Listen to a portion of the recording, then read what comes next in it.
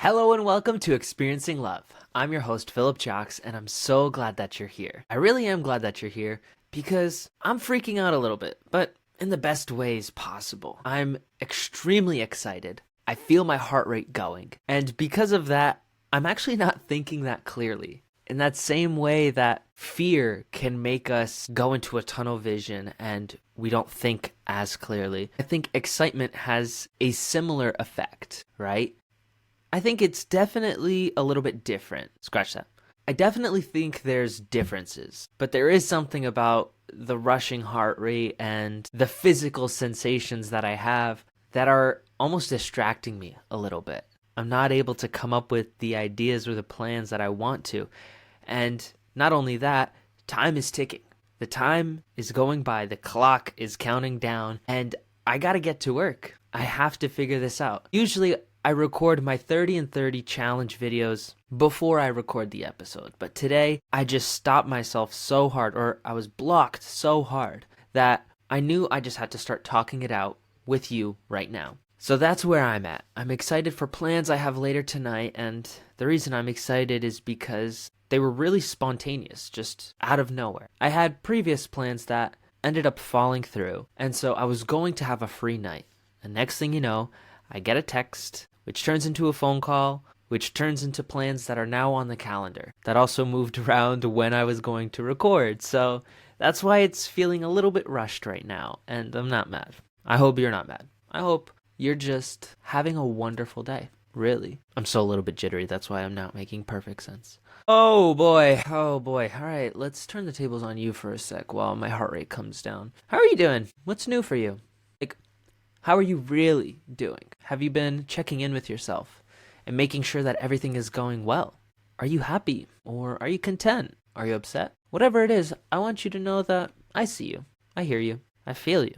I'm here with you right now. Even though this isn't exactly a conversation, we could always make it one. Leave a comment down below, or maybe just let's have a phone call. Maybe I'll make that my offer today. Something simple, something easy. Just the opportunity for us to connect one-to-one and see how each of us are really doing. What's going on? I know it's hard to divulge everything you have going on to a stranger. I know because I've been there many times. But I've always liked that really cliche line of stranger is just a friend you haven't met yet. When I started treating strangers like that, treating them like people I could be really close with just as soon as we say hello, then my entire behavior ended up changing. I started acting differently, I started thinking differently, and people sense that. People see that. This is almost a backwards way of saying, maybe trust a stranger every once in a while. And I'm not saying me. I'm not saying you have to talk to me or you have to type in the comments down below. I'm not saying you have to like the video unless you want to, or subscribe unless you want to. But what I am saying is that practice a little bit of that opening up. Practice a little bit of that sharing of yourself with another person. Something tells me you're really cool. Something tells me you know something that I don't. In that same way, I know that I know something you don't. So maybe, just maybe, this phone call that we have together is just us sharing what we know. Sharing with each other what we can do to help. Because I guarantee you that anytime I have calls where someone is asking for help, I get helped in the same way, if not more. They don't see it. They see me answering the phone and listening and sharing what I know and helping them out with whatever they have going on. But what's really happening inside of me is I'm feeling joy. I'm feeling passion and fulfillment and love. I have the tendency to feel emotions pretty deeply. Yeah, I've had years where I didn't feel them so deeply. I actually cut off my emotions for a little bit too long, actually. Those are some dark times, because when you try to cut off your emotions, they're still there. You're just refusing to acknowledge it.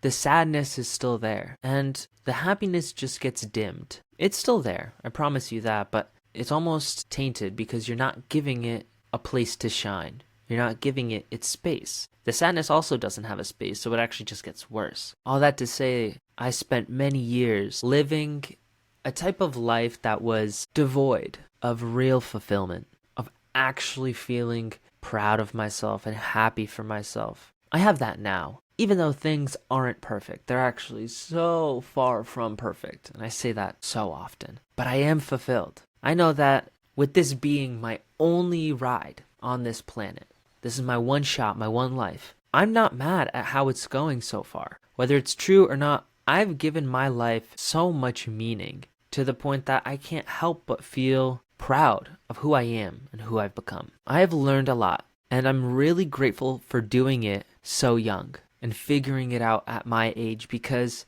that just means I have that many more years with this knowledge to grow even further. The thing I want most is to share what I know and share what I've learned with other people. You must know this experience where you experience something super fun, super exciting, super interesting, and the first thing you want to do is tell someone about it or show someone, or you want them to experience it. Maybe it's a new restaurant and you immediately send every single one of your friends there. Or maybe it's a show that you recommend to all of your groups online. We as humans have a tendency to want to share the good stuff in our life. We want to share it with those around us. That's why I want to do what I want to do, to share everything that I have. Because I know how much good it's done for me and how much it's helped me. And I want that same type of goodness for other people. I often have to remind myself that they're not going to have the same results that I have.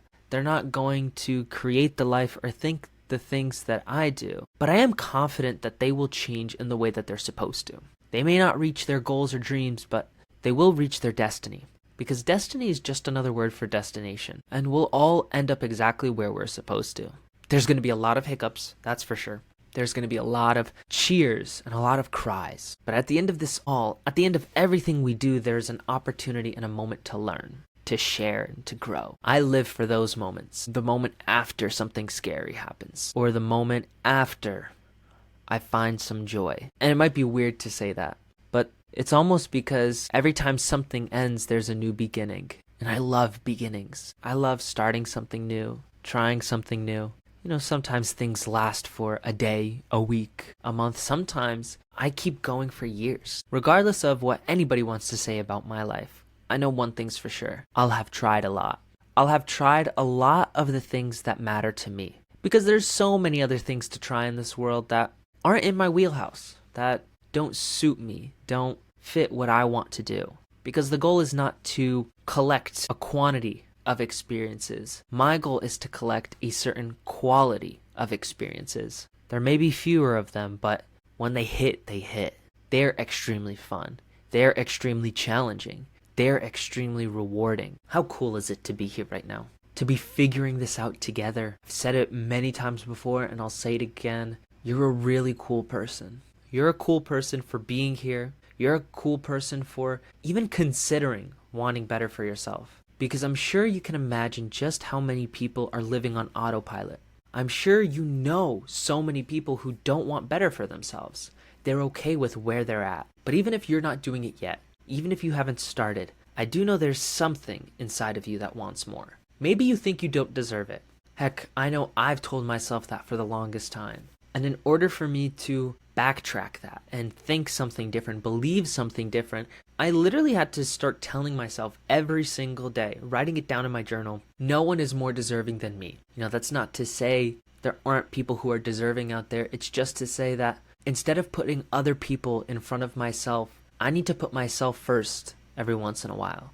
Because I do deserve a lot of things. It does sound a bit egotistical to say that, but I swear I mean it in the best way possible, because what I deserve is to be able to fill my own cup. That's what I want.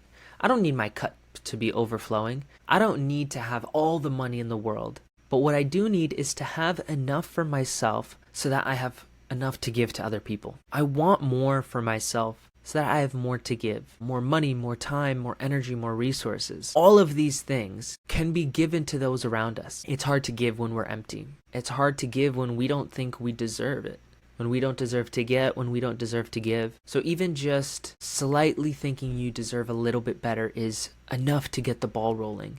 It was enough for me. I'm getting there. I'm learning. I'm expanding my view. And I also know that God listens. God responds. God is listening what you're saying to yourself. And if you're telling yourself that I don't deserve any more, well, then you're not going to get any more. But if you start truly believing that I deserve more so that I can give more, God will give you more. I've experienced it all this year, all of last year, because that's when I actually started listening. That's when I actually started to open my eyes and see what was out there in the world. I've always been given gifts, and honestly, we all have.